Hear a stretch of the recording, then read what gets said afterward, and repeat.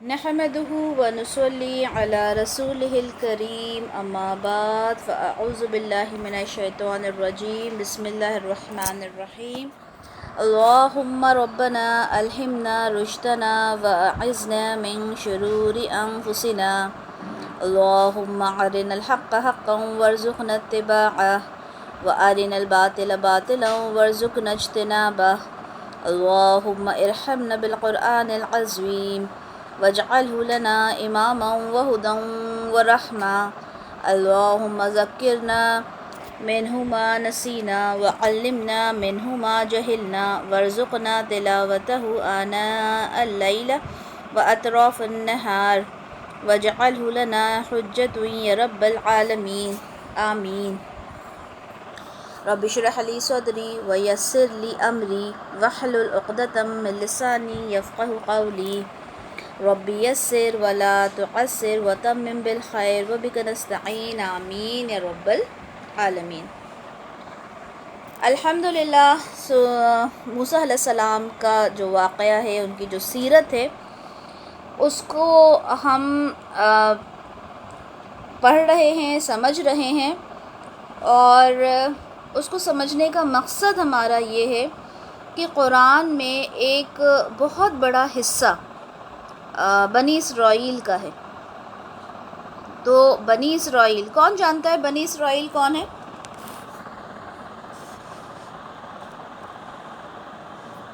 Mic unmute کر کے بتائیے۔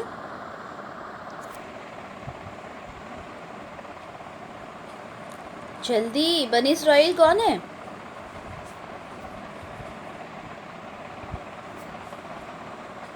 نصیبہ آپ بتائیے۔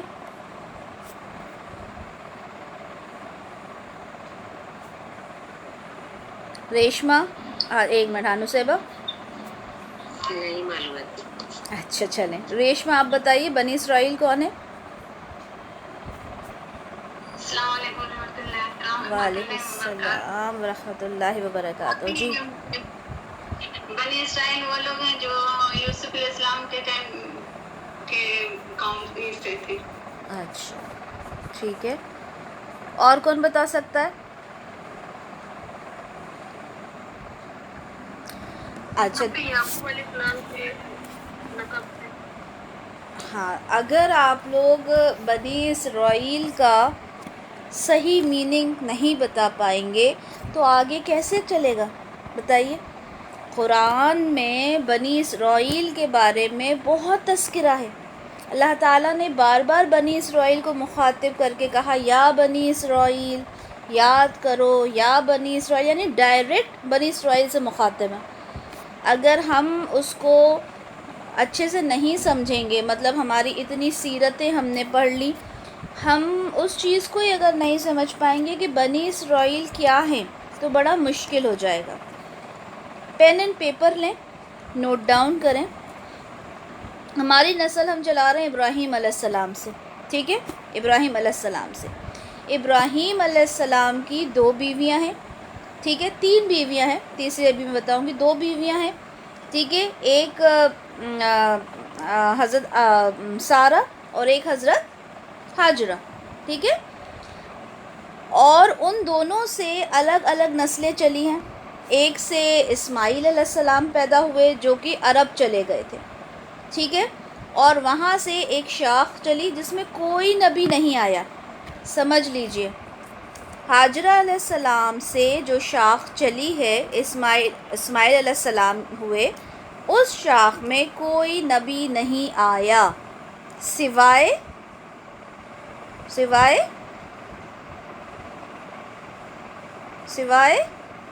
جلدی، آپ صلی اللہ علیہ وسلم کے۔ ویری گڈ، آپ صلی اللہ علیہ وسلم کے علاوہ کوئی نبی نہیں آیا، مطلب نبیوں کے سردار ڈائریکٹ وہاں پر آئے، ہے نا؟ اچھا، دوسری تھی سارہ علیہ السلام۔ ہم نے ابراہیم علیہ السلام کی پوری سیرت پڑھی ہے، ٹھیک ہے؟ دوسری تھی سارہ علیہ السلام۔ سارہ علیہ السلام سے اسحاق علیہ السلام پیدا ہوئے، ٹھیک ہے؟ اسحاق علیہ السلام کے بیٹے تھے یعقوب علیہ السلام۔ یعقوب علیہ السلام کو اسرائیل کہا جاتا تھا، یعقوب علیہ السلام کو اسرائیل کہا جاتا ہے، ٹھیک ہے۔ اسرائیل کا مطلب ہوتا ہے اللہ کا بندہ، جیسے ہم عربی میں کہیں عبداللہ، وہی مطلب اسرائیل کا ہوتا ہے، ٹھیک ہے۔ تو اسرائیل یعقوب علیہ السلام کا لقب تھا، اور بنی کا مطلب ہوتا ہے بیٹے۔ بنی کا مطلب کیا ہوتا ہے؟ بیٹے۔ آپ نے سنا ہوگا نا، اے بنی آدم، یعنی آدم کے بیٹے۔ تو بنی اسرائیل یعنی اسرائیل کے بیٹے، یعنی یعقوب علیہ السلام کے بیٹے، یعنی یعقوب علیہ السلام کے جو 12 بیٹے تھے وہ بنی اسرائیل ہیں، ٹھیک ہے۔ اب کیا صرف وہی 12 بیٹے بنی اسرائیل ہیں؟ ظاہر سی بات ہے، 12 بیٹوں سے پوری جو شاخ وہ چلی ہے، ٹھیک ہے۔ تو اس سے جو آج کے جیوز ہیں، یہودی جو ہیں، ان کے ایک بیٹے کا نام یہودا بھی تھا، ٹھیک ہے، اور اسی سے پھر وہ یہودی نسل آگے چلی۔ یہ سمجھ میں آیا؟ بنی اسرائیل کون ہیں؟ بنی اسرائیل یعقوب علیہ السلام کے بیٹے ہیں، ٹھیک ہے۔ اب ہم قرآن میں ان کے بارے میں کیوں پڑھتے ہیں؟ کیونکہ وہ بھی ابراہیم علیہ السلام کی اولادوں میں سے ہیں، ہے نا۔ یعنی ابراہیم علیہ السلام کے بیٹے اسحاق علیہ السلام، اسحاق علیہ السلام کے بیٹے یعقوب علیہ السلام، یعنی ان کے پوتے کے بچے، ابراہیم علیہ السلام کے پوتے کے جو بچے ہیں وہ بنی اسرائیل کہلاتے ہیں۔ اور یہ وہ شاخ ہے جس میں ایک کے بعد ایک نبی پیدا ہوئے، یعنی آپ یہ کہہ سکتے ہیں جو ہم کہتے ہیں کہ تقریباً 1.25 لاکھ انبیاء اس دنیا میں آئے، تو وہ تمام کے تمام اسی شاخ میں سے آئے، ٹھیک ہے، تمام کے تمام اسی شاخ میں سے آئے۔ اچھا، ایک اور ان کی بیوی تھی ابراہیم علیہ السلام کی قطورہ، اور ان سے ایک شاخ چلی تھی مدین کی، ٹھیک ہے۔ اب ہم موسیٰ علیہ السلام کے واقعے میں مدین کا تذکرہ دیکھیں گے۔ مدین ایک جگہ کا بھی نام تھا، جو ان کی جو شاخ چلی تھی جس سے مدین ایک پیدا ہوئے تھے، اسی سے یہ شاخ تھی، اور اس میں سے ایک نبی بھی پیدا ہوئے تھے جن کا نام شعیب علیہ السلام تھا، ٹھیک ہے۔ اب میں آپ سے سوال کروں گی بنی اسرائیل کون ہے، تو آپ لوگوں کو پتہ ہے بنی اسرائیل یعقوب علیہ السلام کی اولاد کو کہتے ہیں، یعنی اولاد اسرائیل، بنی یعنی بیٹے، اسرائیل یعنی یعقوب علیہ السلام کا نام ہے، ٹھیک ہے، ایک دوسرا نام کہہ لیں آپ۔ تو یعقوب علیہ السلام کے بیٹے، کئی باری آپ کو جب قرآن میں ترجمہ آپ دیکھیں گے نا، تو آپ کو لکھا ملے گا یا بنی اسرائیل کے نیچے اے یعقوب کے بیٹوں، دیکھیے گا کبھی ترجمہ، اے یعقوب کے بیٹوں، ٹھیک ہے۔ تو یعقوب علیہ السلام کے جو بیٹے ہیں وہ بنی اسرائیل کہلائے، اور یہ بنی اسرائیل ہی آج جنہیں ہم یہودی کہتے ہیں، جیوز کہتے ہیں، یہ وہ ہیں۔ اب سمجھ میں آ گیا سب کو؟ نصیبہ اب سمجھ میں آیا بیٹا آپ کو؟ جی ابھی تو بنی اسرائیل ہمیں معلوم ہونا چاہیے، کیونکہ ہمارا قرآن جو ہے وہ کئی بار ڈائریکٹلی اللہ تعالیٰ کہتے ہیں یا بنی اسرائیل، اور یہیں پر ہم نے روک دیا تھا تفسیر کو کہ پہلے موسیٰ علیہ السلام کو سمجھیں گے پھر ہم بنی اسرائیل کو سمجھیں گے، ٹھیک ہے۔ تو اب ہوا یہ تھا، جیسے کہ ریشمہ نے کہا کہ جو یوسف علیہ السلام کے زمانے میں، یوسف علیہ السلام کے زمانے میں نہیں، یوسف علیہ السلام تو خود بنی اسرائیل میں ہوئے نا، یعقوب علیہ السلام کے بیٹے تھے وہ، ٹھیک ہے۔ تو ہوا یہ کہ یہ لوگ سب فلسطین میں تھے، کون؟ ابراہیم علیہ السلام، اسحاق علیہ السلام، یعقوب علیہ السلام، ان کے بیٹے، یہ سب فلسطین میں تھے، ٹھیک ہے۔ فلسطین سے مصر کیسے پہنچے؟ یوسف علیہ السلام کی وجہ سے، ٹھیک ہے۔ ایک سیکنڈ دیجیے مجھے۔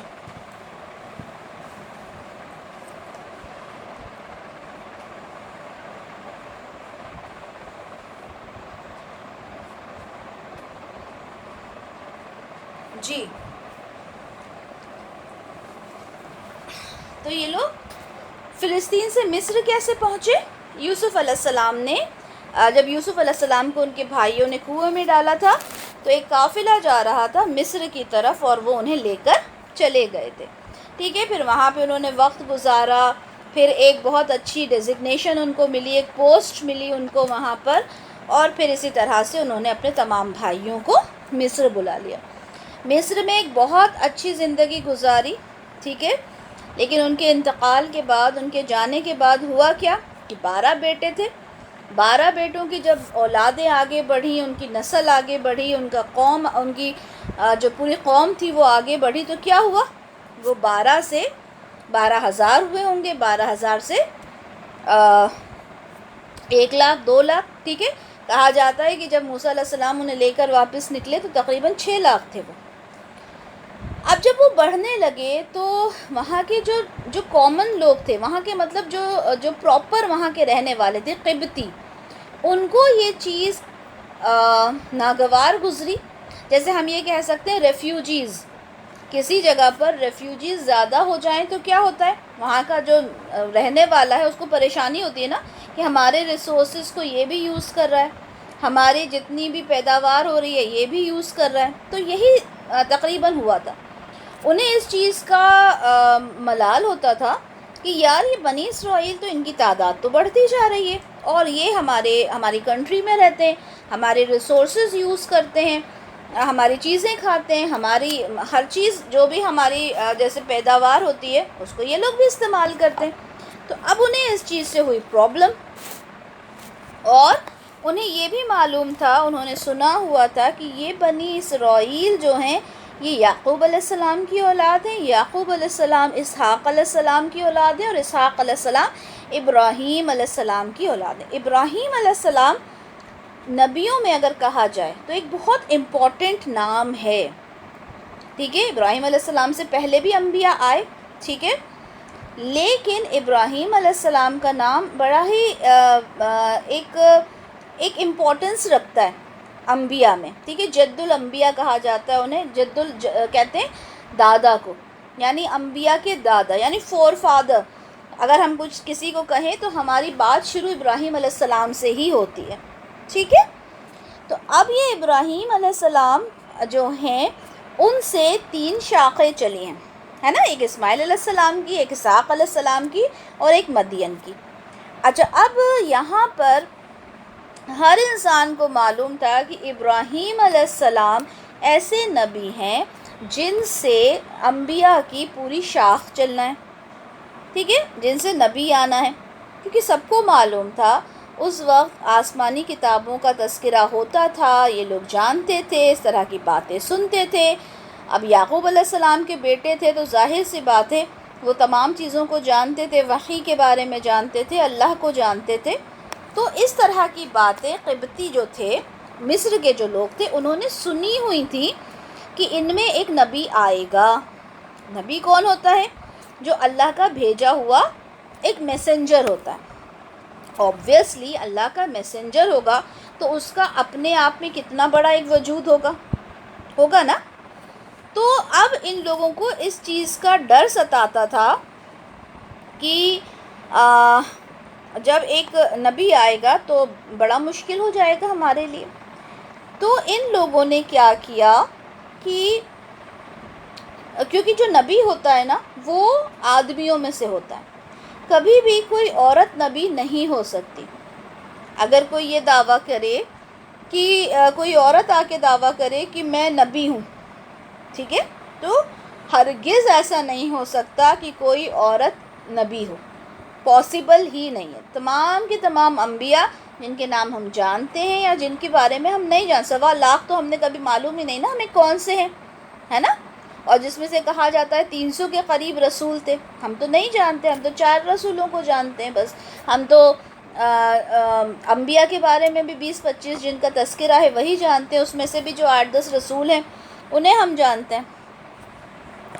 تو جتنے بھی آئے، ہم جانیں یا نہ جانیں ان کو، وہ کبھی بھی عورت نہیں ہو سکتے، مرد ہی ہوتے ہیں۔ تو اب انہوں نے کیا کیا؟ انہوں نے یہ کیا کہ یہ جتنے بھی مرد یعنی بچے پیدا ہوں گے، بیٹے پیدا ہوں گے، انہیں ہم ذبح کر دیں گے، پیدا ہوتے سے ہی مار دیں گے، کیونکہ نبی تو ان میں سے ہی پیدا ہوگا، اور عورتوں کو چھوڑ دیں گے کیونکہ عورت نبی نہیں ہو سکتی۔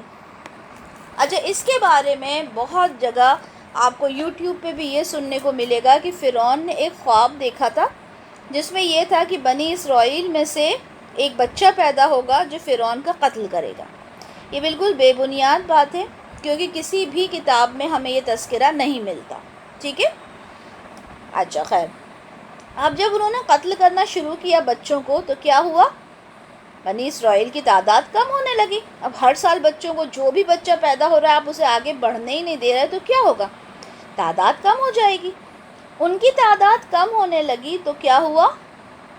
لوگوں نے کہا کہ اب اگر یہ بنی اسرائیل سارے ہی مر جائیں گے اور بوڑھے تو اپنے آپ مر ہی رہے ہیں تو ہماری مزدوری کا کام کون کرے گا؟ ٹھیک ہے، تو انہوں نے یہ ڈیسائیڈ کیا کہ ایک سال جو بچے پیدا ہوں گے انہیں قتل کریں گے، ذبح کر دیں گے، اور ایک سال جب ہوں گے تو انہیں چھوڑ دیا کریں گے. اب یہ بھی دیکھیں اللہ تعالیٰ کی منشا ہے، اللہ کی پلاننگ ہے. میں ہمیشہ کہتی ہوں کہ اللہ از دا بیسٹ پلانر. اللہ کی جو پلاننگز ہوتی ہیں نا وہ بڑی سوچ سمجھ کر ہوتی ہیں. اب اللہ تعالیٰ کو اپنا کام کروانا ہے، جس طرح چاہے کروائیں. اب آج کی مثال لے لیں. کیا یہ بتائیں، کیا اب کوئی نبی آئے گا اس دنیا میں؟ بتائیے. نہیں آئے گا. اچھا، رسول اللہ کتنے سال پہلے جا چکے اس دنیا سے؟ کتنے سال؟ 1400، 1450 سال ہو گئے ان کو گئے ہوئے. اب یہ سوچیں کہ 1450 سال اللہ کے آخری نبی کو گئے ہوئے ہو گئے اور کوئی نبی اب نہیں آ رہا، تو کیا اللہ کا کام رک گیا؟ بتائیے. نہیں نا، اللہ کا کام تو چل رہا ہے نا. کیسے چل رہا ہے؟ آپ کے اور میرے ذریعے، ہے نا. ہمارے ذریعے کیسے چل رہا ہے؟ کیونکہ اللہ تعالیٰ نے قرآن کو اور حدیث کو محفوظ کر دیا ہے. ٹھیک ہے، حدیث میں بھی اب آپ انشاءاللہ ہم لوگ کل سے سنن نسائی شروع کریں گے. آپ لوگ اس میں دیکھیے گا کہ جو حدیث ہے ان کی کتنی ان کی جانچ پرکھ ہوتی ہے. یہ صحیح حدیث ہے، یہ ضعیف حدیث ہے. ٹھیک ہے، اور اس کے بعد اس کی جانچ پرکھ ہونے کے بعد ہمیں معلوم ہوتا ہے کہ یہ حدیث صحیح ہے، یہ حدیث مرفوع ہے، یہ حدیث ضعیف ہے. مطلب وہ بھی پورا کام کر کے چلے گئے محدثین. تو ہمارے پاس حدیث بھی محفوظ ہے ایک طرح سے. ٹھیک ہے، تھوڑی بہت اس میں مشکل ہوتی ہے لیکن الحمدللہ اللہ تعالیٰ نے اپنے رسول کی احادیث کو بھی محفوظ رکھا ہے. 1450 سال تک ایک کتاب کا محفوظ رہنا جس میں زیر زبر کی بھی غلطی نہ ہو. آپ کو نہیں لگتا یہ معجزہ ہے اللہ کا؟ یہ ایک میریکل ہے. کسی کتاب کا 1450 سال. آپ دیکھیں نا، انجیل تحریف شدہ ہے، چینجز ہو گئے. تورات تحریف شدہ ہے، چینجز ہو گئے. ابراہیم علیہ السلام کے صحیفے کہاں ہیں، کیا تھے کیا نہیں پتہ. اب اتنے رسول آئے، 300 کے قریب حدیث میں ہمیں ملتا ہے. اتنے رسول آئے تو ان کے پاس بھی تو کچھ نہ کچھ صحیفے، کچھ نہ کچھ کتابیں رہی ہوں گی نا. ان کے پاس بھی کوئی شریعت آئی ہوگی یا جو بھی کچھ ان کے پاس آیا ہوگا واللہ عالم، ہمیں نہیں پتہ. لیکن کچھ بھی محفوظ نہیں ہے. لیکن اللہ تعالیٰ کی یہ کتاب محفوظ ہے، اس کا زیر زبر تک محفوظ ہے. اب آپ لوگ جب گرامر پڑھنے والے بچے ہیں نا وہ سمجھیں گے جب ہم لوگ فعل پڑھیں گے. جب آپ لوگ فعل پڑھیں گے تب آپ کو پتہ چلے گا اس ایک زیر اور زبر کا کتنا فرق ہوتا ہے، کتنا فرق ہو جاتا ہے. تب آپ کو سمجھ میں آئے گا کہ کتنا بڑا فرق ہے اور اللہ تعالیٰ نے اسے اپنی کتاب کو اس چیز سے محفوظ رکھا. ٹھیک ہے، تو یہ تمام باتیں ہیں. اچھا ٹھیک ہے، ہم کیا بات کر رہے تھے کہ انہوں نے ڈیسائیڈ کیا قبطی لوگوں نے کہ ہم ان کو قتل کر دیں گے. لیکن جب زیادہ لوگ قتل ہونے لگے تو ڈیسائیڈ کیا 1 سال کریں گے اور 1 سال نہیں کریں گے. اب جس سال قتل نہیں کیا اس وقت ہارون علیہ السلام پیدا ہوئے، اور جس سال قتل کا ارادہ کیا اس وقت موسیٰ علیہ السلام پیدا ہوئے. اب ہارون علیہ السلام کو تو کوئی ٹینشن نہیں تھا. کیوں؟ کیونکہ اس سال بچے قتل کیے ہی نہیں جانے. اب آپ سوچیں کہ 2 سال میں 2 نبی پیدا ہو گئے اللہ کی طرف سے، ہے نا کتنی بڑی بات. تو ہارون علیہ السلام پیدا ہوئے اور پھر اس کے بعد اگلے سال جب موسیٰ علیہ السلام پیدا ہوئے تو وہ ٹائم وہ تھا جس میں بچوں کو ذبح کیا جانا تھا. اب ان کی جو والدہ تھیں وہ بڑی پریشان کہ اب میں کیا کروں. اللہ تعالیٰ نے ان کی طرف وحی کی. اچھا، وحی کے بارے میں آپ لوگ سمجھ لیں کہ وحی جو ہوتی ہے، جو پراپر وحی ہوتی ہے وہ رسولوں کے پاس آتی ہے. ٹھیک ہے، اب موسیٰ علیہ السلام کی جو ماں تھیں وہ رسول تو نہیں ہو سکتی تھیں، نبی تو نہیں ہو سکتی تھیں، لیکن وحی کا مطلب ہوتا ہے الہام. الہام مطلب ایک تصور آنا، ایک خیال آنا، ٹھیک ہے، اسے بھی وحی کہتے ہیں. تو ان کو اللہ کی طرف سے ایک خیال آیا اور اتنا اسٹرانگ فیلنگ آئی ان کو کہ اپنے بچے کو صندوق میں ڈالو اور اس کو بہا دو.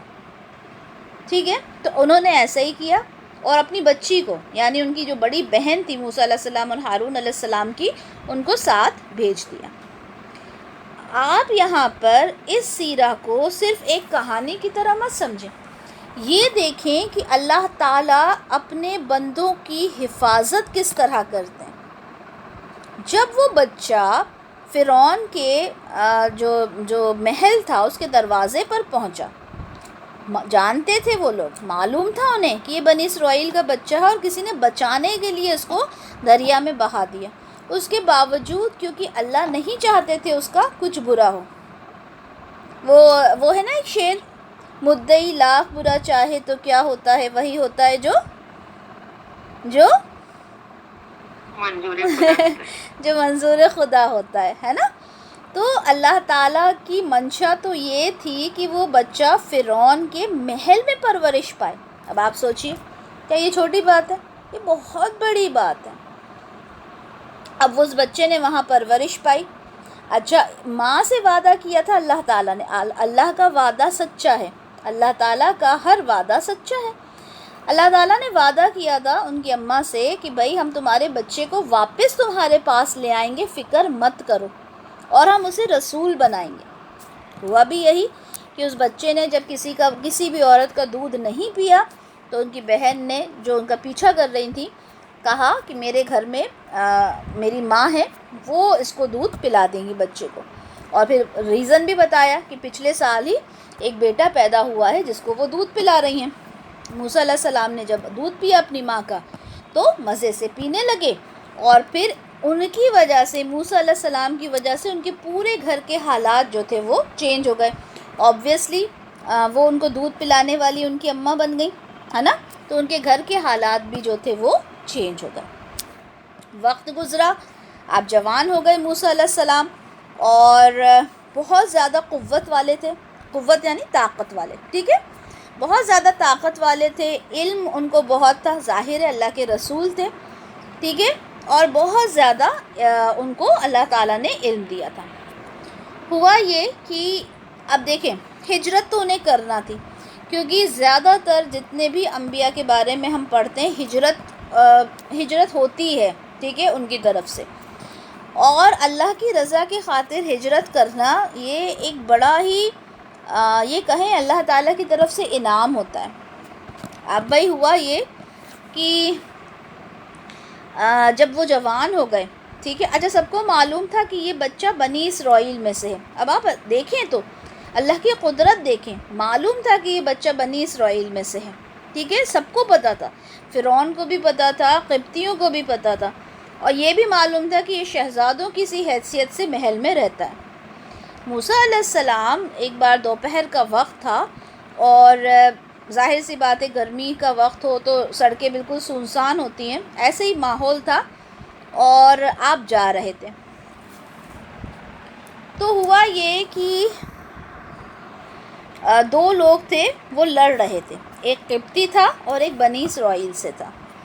دونوں لڑ رہے تھے. اب بنی اسرائیل کے لوگوں کو تو وہ مزدور سمجھتے تھے، بالکل نچلے درجے کا سمجھتے تھے، تو قبطی اس پر اپنا زور آزما رہا تھا.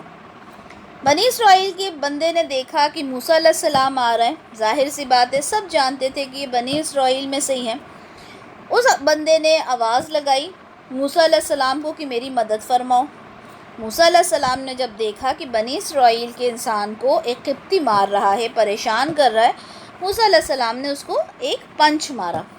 پنچ اس لحاظ سے نہیں مارا تھا کہ وہ مر جائے، اب اس کو دور کرنے کے لیے، لیکن یہاں بھی اللہ تعالیٰ کی پلاننگ دیکھیں کہ کیا تھی، وہ آدمی مر گیا. موسیٰ علیہ السلام کو ڈر لگا کہ اب نہ جانے کیا ہوگا. میں تو اپنے گھر میں رہتا ہوں تو ان کو تو ویسے ہی معلوم ہوگا کیا ماحول ان کے ساتھ ہے، نہ جانے فرعون ان کے ساتھ کس طرح بات کرتا ہوگا، کس طرح بیہیو کرتا ہوگا. وہ تو حضرت آسیہ تھیں جن کی وجہ سے وہ وہاں پہ رہ رہے تھے۔ جیسے تیسے دن گزرا، دوسرا دن آیا، دوسرے دن دوبارہ وہی ہوا کہ ایک قبطی تھا اور وہی آدمی بنی اسرائیل کا وہاں پر موجود تھا۔ اس نے پھر مدد مانگی موسیٰ علیہ السلام سے۔ موسیٰ علیہ السلام نے کہا تم تو وہی ہو جو کل تھے، اس کا مطلب تمہارے اندر ہی خرابی ہے، تم ہر انسان سے الجھتے ہو۔ موسیٰ علیہ السلام ذرا غصے کے تیز تھے، تو ہم سیرت میں بھی دیکھیں گے، پوری سیرت میں غصے کے ذرا تیز تھے۔ ان کے لہجے میں کچھ اس طرح سے ہوا کہ وہ جو بنی اسرائیل کا جو بندہ تھا وہ ڈر گیا۔ اس کو ڈر لگا کہ موسیٰ علیہ السلام مجھے مار نہ دیں، کیونکہ اس نے دیکھا تھا کہ ان کا تو اتنا مضبوط ہاتھ ہے کہ ہاتھ لگنے سے ہی انسان مر جاتا ہے۔ انہیں ڈر لگا کہ یہ تو مجھے بھی مار دیں گے۔ تو اس آدمی کے منہ سے کیا الفاظ نکل گئے کہ تم مجھے اس طرح مارنا چاہتے ہو جیسے کل تم نے ایک قبطی کو مارا تھا۔ اتنا سننا تھا کہ وہ جو قبطی تھا وہ وہاں سے بھاگا کہ اچھا جو مطلب اب کوئی کسی کا قتل ہوا تھا تو لوگ تو ڈھونڈ ہی رہے ہوں گے نا، تفتیش تو چل ہی رہی ہوگی کہ کس نے قتل کیا۔ اب جیسے ہی اس نے سنا کہ موسیٰ علیہ السلام نے قتل کیا ہے، فوراً فرعون کے پاس بھاگا۔ یہاں سے یہ بھی پتہ چلتا ہے کہ فرعون کا رویہ موسیٰ علیہ السلام کے ساتھ اتنا اچھا نہیں تھا، ٹھیک ہے، وہ تو حضرت آسیہ کی وجہ سے وہاں پر اتنے اچھے سے رہ رہے تھے۔ وہ بھاگا فوراً فرعون کو بتانے کے لیے کہ موسیٰ علیہ السلام کے ہاتھ سے وہ جو قبطی کا خون ہوا تھا وہ موسیٰ علیہ السلام کے تھرو ہوا تھا۔ اب یہاں پر موسیٰ علیہ السلام پریشان کہ کیا کریں، ٹھیک ہے، تو وہاں پہ ایک میٹنگ ہوئی فرعون کے دربار میں، اور ڈیسائیڈ کیا کہ اس کو قتل کر دو، موسیٰ علیہ السلام کو قتل کا بدلہ قتل۔ اب ایک آدمی وہاں سے بھاگتا ہوا آیا موسیٰ علیہ السلام کے پاس اور ان سے کہا کہ تم یہاں سے چلے جاؤ اور تمہارے تو قتل کرنے کی پلاننگ چل رہی ہے۔ اب موسیٰ علیہ السلام وہاں سے بھاگے، ٹھیک ہے، اب دیکھتے ہیں آگے کیا ہوا اس کے بعد۔ اچھا آپ لوگوں کو یہ سیرہ یاد رہے گی نا کہ پتہ چلا بھولتے جا رہے ہیں، یاد رکھنا ہے، ٹھیک ہے، بھولنا نہیں ہے۔ اچھا چلیں اب پڑھتے ہیں۔ سورہ قصص میں یہ واقعہ دیا ہوا ہے، ہم نے آیت نمبر 21 تک پڑھا تھا، آج آیت نمبر 22 پڑھیں گے سورہ قصص کی۔ اب ہوا یہ کہ موسیٰ علیہ السلام جو تھے وہ مدین کی طرف گئے۔ اب مدین جیسے کہ میں نے آپ کو بتایا تھا کہ ابراہیم علیہ السلام کی جو ایک بیوی تھی قطورہ، ان سے جو اولاد تھی اس میں ایک مدین تھی، اور انہی کے نام سے ایک جگہ کا نام ہے مدین، ٹھیک ہے۔ میں نے کچھ پکچرز کی تھی کلک، دیکھتی ہوں اسکرین شاٹ لیے تھے، دیکھتی ہوں اگر وہ موجود ہوں تو۔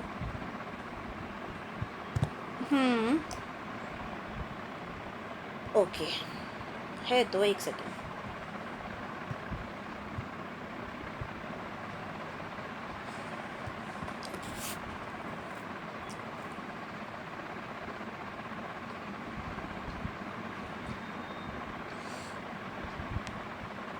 دیکھیں یہاں آپ لوگوں کو ایجپٹ نظر آ رہا ہے، دکھ رہا ہے ایجپٹ لکھا ہوا،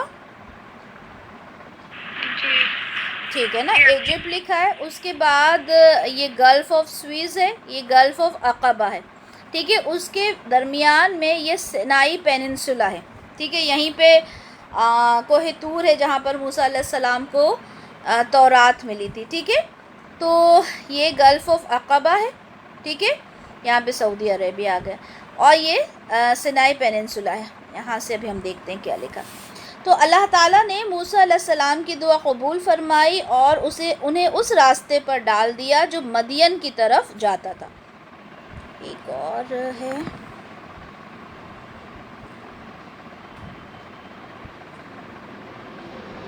دیکھیں یہاں پہ پورا لکھا بھی ہے کہ موسیٰ علیہ السلام مووز ٹو مدین، یہاں پہ ایجپٹ ہے، یہ دیکھیں، یہ میں مارک نہیں کر سکتی، آپ لوگوں کو دکھ رہا ہوگا ایجپٹ لکھا ہے بلاک کے نیچے، ہے نا، تو یہ ایجپٹ ہے، یہاں سے موسیٰ علیہ السلام گئے ہیں اور یہاں پہ یہ، ٹھیک ہے، یہ مدین ہے، یہاں مدین پہنچے، ٹھیک ہے، یہاں پہ یہی عبور کیا تھا جب جس میں فرعون غرق ہوا تھا، وہ آگے چل کر دیکھیں گے. تو اب یہ ہوا کہ گلف آف عقبہ، ٹھیک ہے،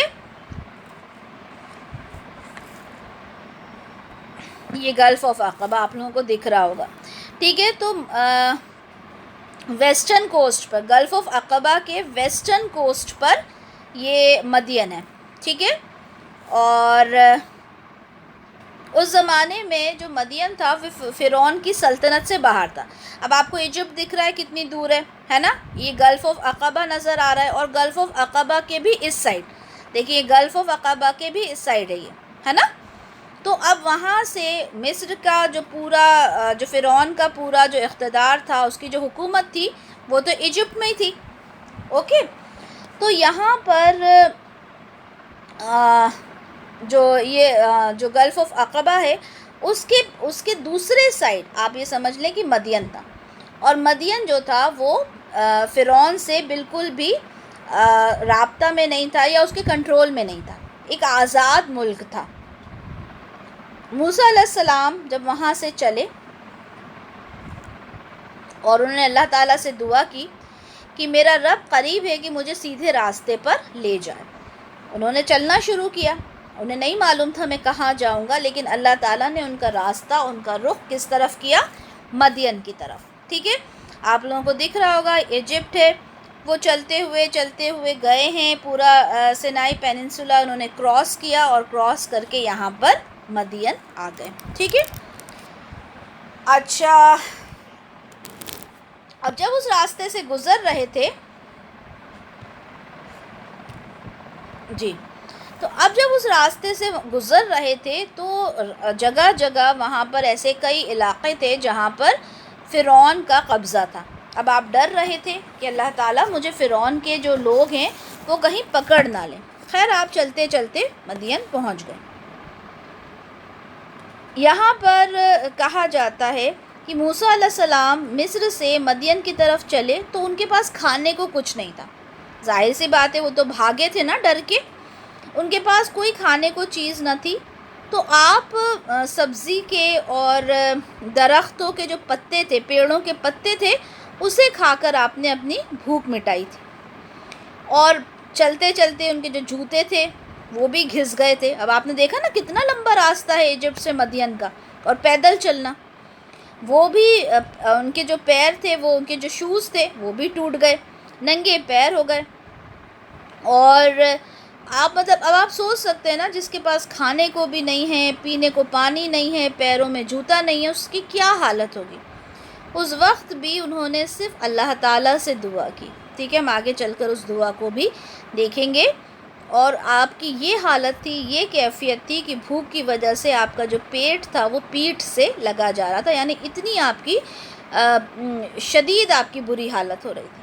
لیکن اللہ کے بندے ہیں، اللہ تعالیٰ کو ہی یاد کیا. اس میں بھی انہوں نے شکوہ شکایت نہیں کی. ہم لوگ کیا کرتے ہیں، ہمارے اوپر تو ذرا سی پریشانی آ جائے، ہم کس قدر شکوہ شکایت کرنے لگتے ہیں اللہ سے، ہے نا. آیت نمبر 23 سورہ قصص میں، اور جب وہ مدین کے پانی پر پہنچے، اب وہ مدین پہنچ گئے، ٹھیک ہے، جس طرح سے بھی راستہ عبور کیا، جیسے تیسے اللہ تعالیٰ نے انہیں راستہ بتایا، کیونکہ شہزادوں کی طرح رہتے تھے وہ، تو کبھی مصر سے باہر ہی نہیں نکلے تھے، انہیں تو راستے بھی نہیں پتہ تھے. لیکن اللہ تعالیٰ نے انہیں راستہ دکھایا اور وہ مدین پہنچ گئے. اب آیت ہے کہ اور جب وہ مدین کے پانی پر پہنچے تو اس پر لوگوں کے ایک گروہ کو پایا جو پانی پلا رہے تھے، اور ان کے ایک طرف 2 عورتوں کو پایا کہ اپنے جانور ہٹا رہی تھیں. کہا تمہارا کیا معاملہ ہے؟ انہوں نے کہا ہم پانی نہیں پلاتی یہاں تک کہ چرواہے پلا کر واپس لے جائیں، اور ہمارا والد بڑا بوڑھا ہے. ٹھیک ہے، یہ قرآن کی آیت ہے. اب اس کو سمجھتے ہیں. اب مدین پہنچے تو وہاں پر ایک کنواں تھا. انہوں نے دیکھا کہ لوگوں کا ہجوم لگا ہوا ہے، بڑا بھیڑ لگی ہوئی ہے لوگوں کی. اور وہاں دیکھا، ہو سکتا ہے وہ ایک ہی کنواں ہو وہاں پر، واللہ عالم. تو وہ اپنے جانوروں کو، وہاں پہ جو آدمی تھے نا، وہ سب اپنے جانوروں کو پانی پلا رہے ہیں.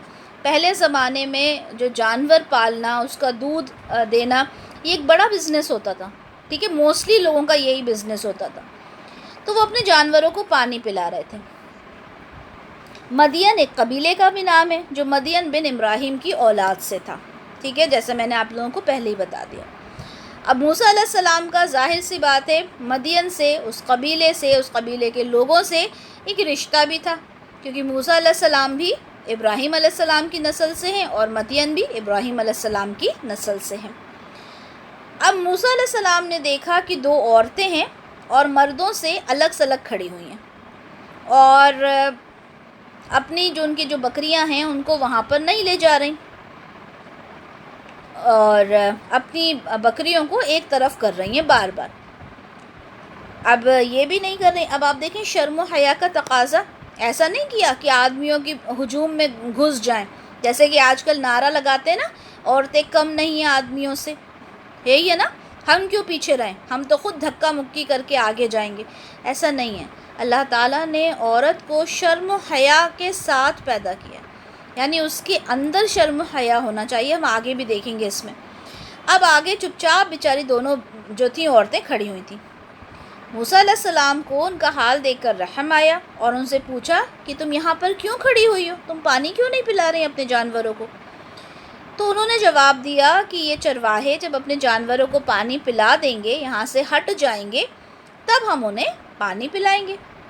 اور انہوں نے یہ بھی جواب دیا کہ ہمارا جو باپ ہے وہ بہت بوڑھا ہے، بہت کمزور ہے، یہاں وہ خود نہیں آ سکتے، یعنی انہوں نے یہ بھی بتا دیا کہ ایسا نہیں ہم اپنی مرضی سے یہاں گھومتے پھرتے آ گئے، بلکہ ہمارے گھر میں کوئی اور مرد نہیں ہے، ہمارے والد بہت بوڑھے ہیں، وہ یہاں آ نہیں سکتے۔ تو اب ہم یہاں پر پانی کے لیے آئے اور ویٹ کر رہے ہیں اپنا۔ تو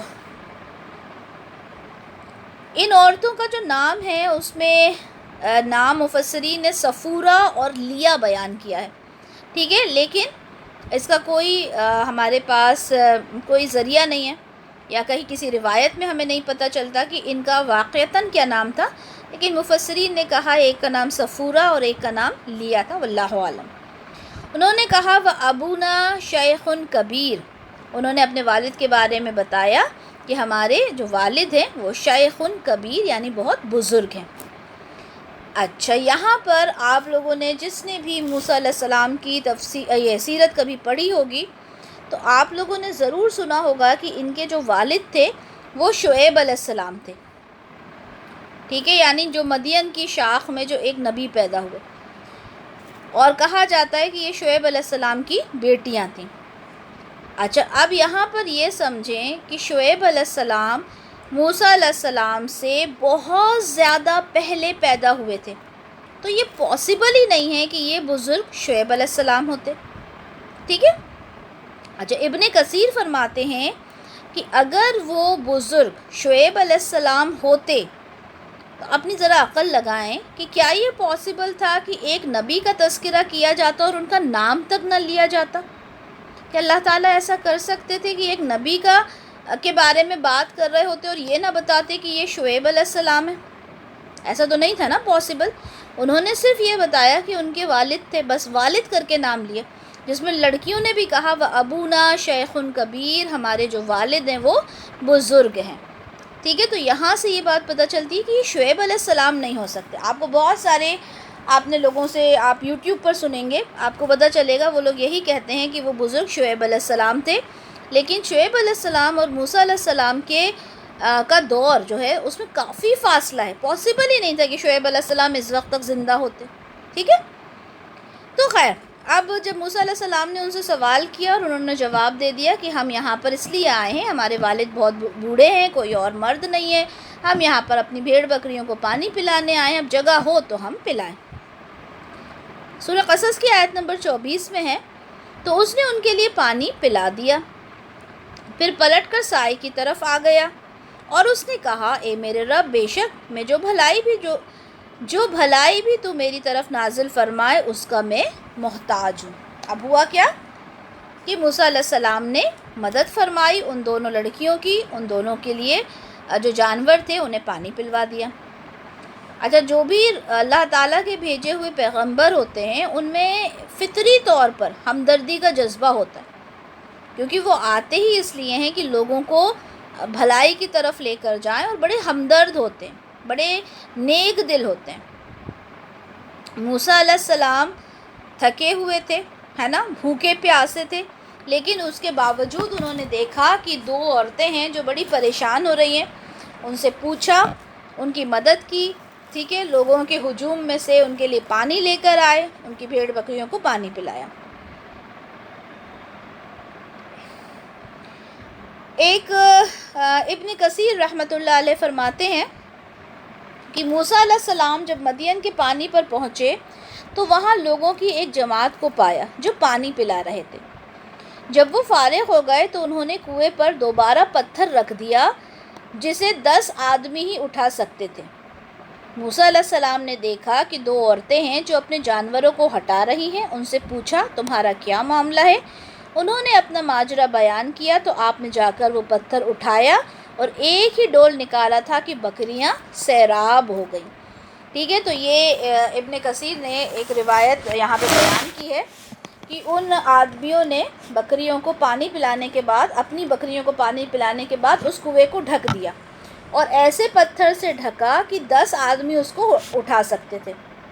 پھر جب موسیٰ علیہ السلام نے دیکھا اور ان عورتوں سے معلوم کیا تو قوت اتنی تھی، طاقت اتنی تھی کہ 10 آدمیوں سے جو ایک پتھر ہٹ سکتا تھا، موسیٰ علیہ السلام نے اکیلے ہی اس کو ہٹا دیا اور ایک ہی ڈول پانی نکالا تھا کہ ساری بکریاں جو تھیں سیراب ہو گئیں۔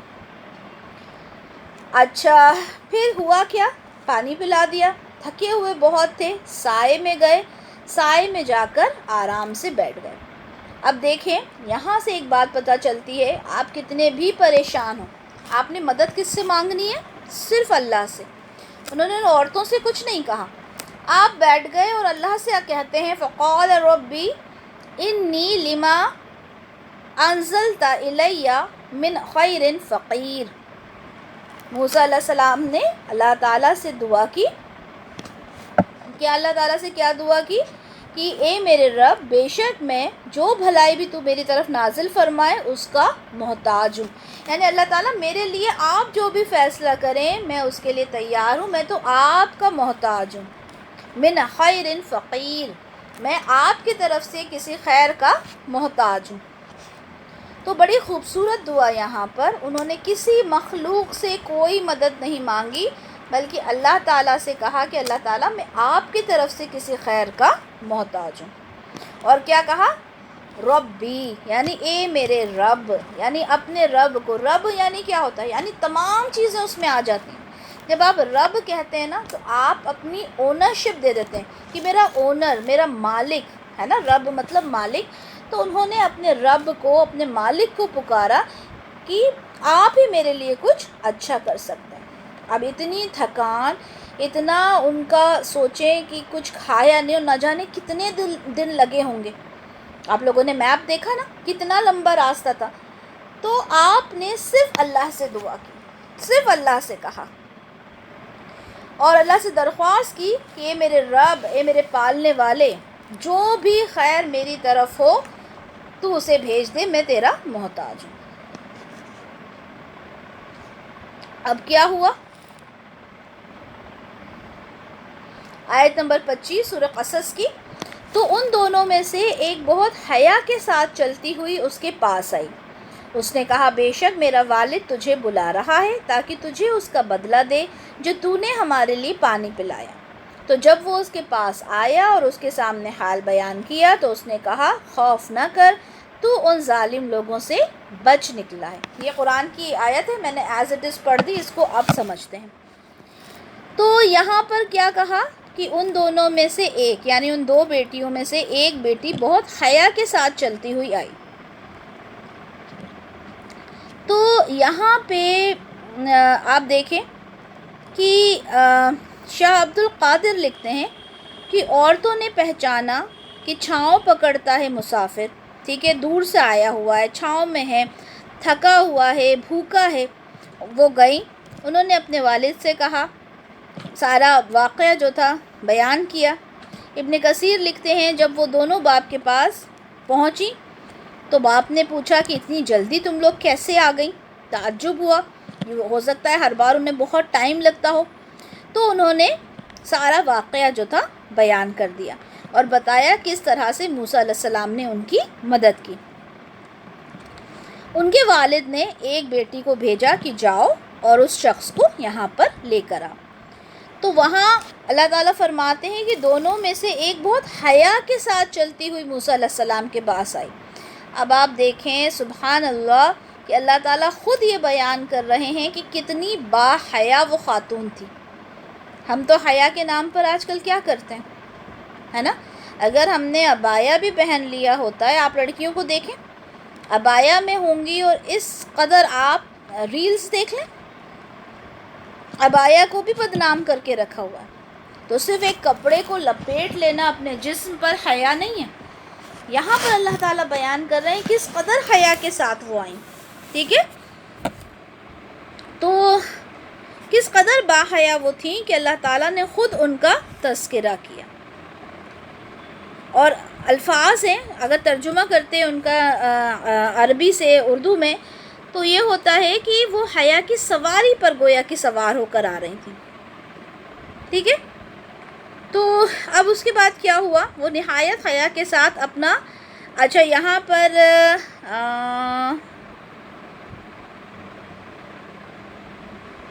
ایک روایت بیان کی ہے جس میں لکھا ہے کہ وہ نہایت حیا کے ساتھ اپنا کپڑا چہرے پر ڈالے ہوئے آئیں، بے باک عورتوں کی طرح نہیں جو بے دھڑک اور بے خوف چلی آتی ہوں، ہر جگہ جا گھستی ہوں، ہر طرف سے نکل جاتی ہوں. ٹھیک ہے، تو یہ ایڈیشن ایک روایت سے ملتا ہے کہ جس میں آیا کہ وہ اپنے چہرے کو بھی ڈھکے ہوئی تھیں. ٹھیک ہے، ابن کثیر نے فرمایا کہ ھذا اسناد صحیح، اس کی اسناد جو ہے یہ صحیح ہے، یہ والی بات صحیح ہے کہ وہ اپنا چہرہ ڈھکے ہوئے آئی تھیں. اچھا، پھر یہاں سے یہ ساری ڈیٹیل کیوں دی ہے؟ کیونکہ یہاں پہ اللہ تعالیٰ نے ان کی حیا کو یہاں پر مینشن کیا ہے. ٹھیک ہے، اچھا پھر انہوں نے کیا کہا کہ میرے والد نے آپ کو بلایا ہے. کیا الفاظ ادا کیے؟ میرے والد نے آپ کو بلایا ہے. یہ نہیں کہ چلیے آپ ہمارے ساتھ، آپ نے ہماری بہت مدد کی. اب آپ یہاں سے تصور کر رہے ہیں ہمارا جو آج کا معاشرہ ہے، ہماری جو سوسائٹی ہے، آپ اس کو کر پا رہے ہیں امیجن؟ اپنے آپ میں ہی دیکھ لیں، ہم اپنا ہی دیکھ لیں. کیا ہم اتنے باحیا ہیں؟ کیا ہمارے اندر اتنا ہے کہ بلایا تو ہم بڑے اسے کہیں کہ نہیں آپ کو بلایا؟ آج کل کی بچیاں، آج کل کے لوگوں کو دیکھیں کیا کہتی ہیں، چلیں آپ ہمارے ساتھ، آپ نے ہماری بہت ہیلپ کی ہے، آپ چلیں ہمارے والد سے ملیں. کچھ اسی طرح کا دماغ میں آتا ہے نا. آج کا اگر دیکھیں ہم حساب کتاب تو ہے نا، چھوٹی چھوٹی باتوں پہ غور کریں. انہوں نے یہ کہا کہ میرے جو والد ہیں نا وہ آپ کو بلا رہے ہیں. یعنی ان کا انداز، اللہ تعالیٰ نے کتنے خوبصورت سے الفاظ کا سلیکشن کیا ہے. اپنی طرف سے ساتھ چلنے کو نہیں کہا، بلکہ کہا کہ میرے والد آپ کو بلا رہے ہیں. اور پھر کیا کہا کہ ایک سیکنڈ اس میں دیکھتے ہیں آیت میں. اور ہاں، انہوں نے کہا کہ میرے والد آپ کو بلا رہے ہیں تاکہ آپ کو اس کا بدلہ دیں جو آپ نے ہمارے لیے پانی جو جانور تھے ان کو پانی پلایا. ٹھیک ہے، یہ یہاں پر بھی کس کو نسبت دی، کس کے تھرو دی؟ اپنے والد کے تھرو، کہ آپ کو اس کا بدلہ دے سکیں، آپ کو کچھ اجرت دیں، اس لیے ہمارے والد آپ کو بلا رہے ہیں. تو اب اس کے بعد کیا ہوا کہ ان کو موسیٰ علیہ السلام ان کے ساتھ چلے. اب یہاں پر بعض مفسرین نے ایک سوال اٹھایا ہے کہ انبیاء تو احسان کا بدلہ نہیں لیتے، احسان کرتے ہیں اس کا بدلہ نہیں لیتے، پھر موسیٰ علیہ السلام نے پانی پلانے کی اجرت لینا کیوں قبول کیا؟ اس عورت نے یہ کہا کہ آپ ہمارے ساتھ چلیں، میرے والد آپ کو اس کا بدلہ دینا چاہتے ہیں، تو موسیٰ علیہ السلام کیوں ان کے ساتھ گئے؟ تو اس کا جواب جو دیا ہے عبدالسلام صاحب نے، جو لکھا ہے یہاں پر، کہ اس کا جواب ایک تو یہ ہے کہ معروف معنوں میں اجرت نہیں بلکہ احسان کا بدلہ ہے. احسان کے بدلے میں کوئی احسان کرے تو اسے قبول کر لینا چاہیے. جیسے ہدیہ کے بدلے ہدیہ، گفٹس ایکسچینج کرنا ہے نا. کوئی احسان کرے تو اس کے بدلے میں اگر کوئی آپ کو اس کا ریٹرن دینا چاہے، یہ وہ والا احسان ہے تم نے میرے اوپر احسان کیا تو میں اس کا بدلہ چکاؤں گا، یہ نہیں. کیا مطلب ہے؟ جیسے آپ کے لیے کوئی گفٹ لائے تو ان ریٹرن آپ اسے گفٹ دیتے ہو، یا آپ نے کچھ کام کیا ان ریٹرن آپ اسے اجرت دیتے ہو، محنت کا پیسہ دیتے ہو، تو یہ الاؤڈ ہے۔ یہ وہ والا احسان نہیں ہے میں نے تمہارے اوپر احسان کیا لاؤ اس کا بدل مجھے دو، ٹھیک ہے، دونوں میں فرق ہے۔ تو یہاں پر یہ بات پتہ چلتی ہے کہ اگر آپ کسی کے لیے کوئی کام کرو، آپ کو کوئی اجرت دے یا ان ریٹرن، جیسے آپ نے کسی کے لیے کوئی کام کیا اور کہے کہ رات کو آپ ہمارے گھر کھانا کھائیے گا آ کر، ٹھیک ہے، تو آپ نے یہ نہیں سمجھنا رہی تو میرا احسان چکانا چاہ رہا ہے، بلکہ یہ اسلام میں اس چیز کی اجازت ہے، ٹھیک ہے۔ تو اب وہ وہاں پر گئے اور وہاں پہ جا کے ظاہر سی بات ہے انہوں نے تمام چیزیں بتائی ہوں گی موسیٰ علیہ السلام نے ان بزرگ کو، اور سارا کچھ بتایا ہوگا کہ جو بھی واقعات تھے، کیونکہ بنی اسرائیل وہ بھی سمجھے ابراہیم علیہ السلام کی ہی شاخ میں سے تھے۔ تمام چیزیں جب انہوں نے بتائیں تو آیت کے الفاظ کیا تھے؟ آیت کے الفاظ تھے تو انہوں نے کہا وہ جو بزرگ تھے کہ خوف نہ کرو، تم ان ظالم لوگوں سے بچ نکلے ہو، یعنی اب تم ہمارے پاس ہو، ہمارے ساتھ ہو، ٹینشن لینے کی کوئی ضرورت نہیں، کسی طرح کا خوف مت کرو، یعنی ان کو بہت اچھے سے ان کی میزبانی کی اور ان کو اس ڈر سے دور کرنے کی کوشش کی جو ان کے دل کے اندر ڈر تھا۔ یہاں تک سب لوگوں کو سیرت سمجھ میں آئی؟ آپ لوگوں کو کوئی کنفیوژن؟ سب سمجھ میں آیا نا؟ ہم نے دیکھا کس طرح سے موسیٰ علیہ السلام کہاں تھے؟